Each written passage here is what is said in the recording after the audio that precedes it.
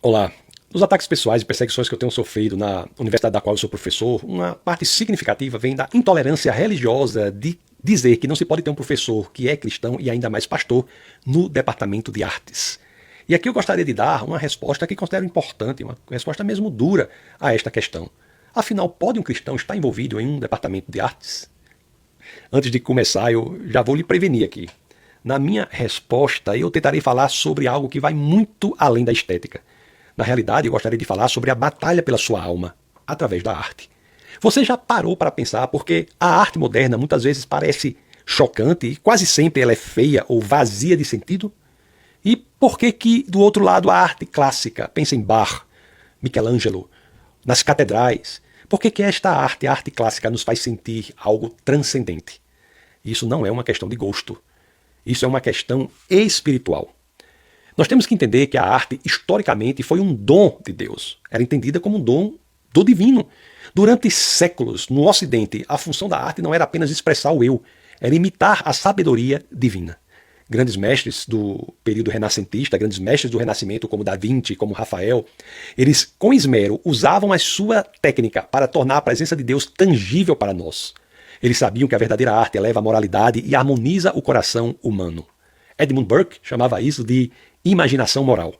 Através da arte, nós aprendemos a virtude e nós expandimos a nossa alma. Mas houve uma ruptura. Uma força entrou na história com o objetivo deliberado de cortar esta conexão entre o homem e Deus. Essa força é o comunismo e seus derivados ideológicos. Você sabe que Karl Marx, antes de ser o economista que é tão conhecido na universidade, ele era um poeta. E em seus poemas ele não falava de justiça social. Ele falava de ódio a Deus, ódio contra Deus. No poema Oulanem e no poema cujo título pode ser traduzido por O Tocador de Violino, Marx escreveu que queria fazer um pacto com o príncipe das trevas. Como fazer um pacto com o príncipe das trevas? Aliás, literalmente ou explicitamente ele diz assim: eu desejo me vingar daquele que governa lá em cima. O objetivo do comunismo não é apenas político, é a destruição da humanidade. E para isso, quer cortar as raízes do homem com o próprio Deus. E para fazer isso, eles precisam destruir a arte. Mas você já se deu conta de como foi que eles fizeram isso? É aqui que entra em cena a escola de Frankfurt e os seus pensadores, entre os quais nós podemos destacar Adorno e Marcuse. Eles perceberam que a beleza na arte era um problema para eles. Para Adorno, a beleza era uma mentira burguesa que pacifica as pessoas. A nova arte que foi proposta pelos movimentos do comunismo ideológico, do marxismo ideológico, ela deveria ser feia, dissonante e chocante para promover a revolução. Foi assim que nós trocamos a harmonia de Bach pelo barulho, pelo ruído, pela atonalidade. Nós trocamos a beleza das madonas renascentistas por obras que celebram o grotesco e o profano. O objetivo é criar uma cultura do niilismo, uma cultura da desesperança, um vazio onde, como diz Michael Walsh, o palácio de prazer do demônio substitui a busca pelo sagrado.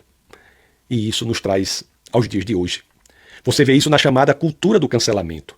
Não só contra pessoas, mas por que tanto atacam Shakespeare, para cujo entendimento você tem de entender as escrituras? Por que querem remover o ensino da música clássica? Ou querem remover o ensino da genuína história da arte ocidental? A resposta é porque essas obras são a prova de que existe uma ordem superior. Elas nos lembram de onde viemos. Ao atacar o cânone ocidental como racista, opressivo, o objetivo, na realidade, é nos deixar órfãos. Eles querem substituir a admiração que nós naturalmente temos pela criação divina por uma espécie de ressentimento político.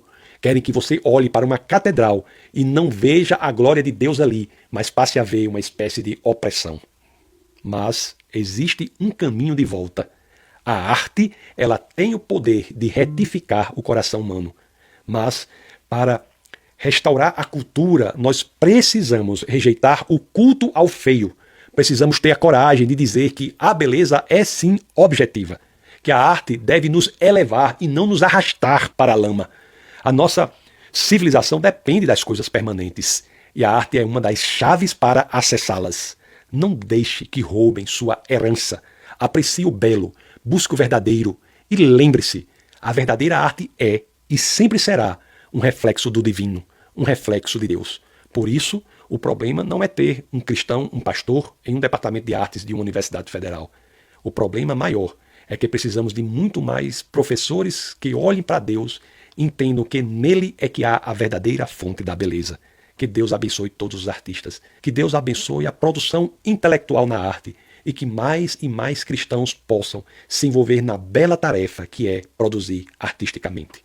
Deus, quando cria o mar, ele não olha para o mar e diz, isso é belo. As escrituras nos ensinam que ele olha para o mar e diz, isso é bom. É porque o que é belo, o que é bom e o que é verdadeiro, o elemento estético, o elemento ético e o elemento metafísico são absolutamente indistinguíveis da perspectiva de Deus. E é este tipo de arte que faz com que elevemos a nossa alma, a arte que genuinamente expressa o que é bom, belo e verdadeiro. E para isso temos de fugir da arte que é feita hoje, que é a arte que é feia, má e falsa. Fiquem na percepção e na convicção de que o trabalho artístico ele é, por natureza, uma expressão de culto a Deus. Um grande abraço e até a outra oportunidade. Fique com o Senhor Jesus Cristo em seu coração.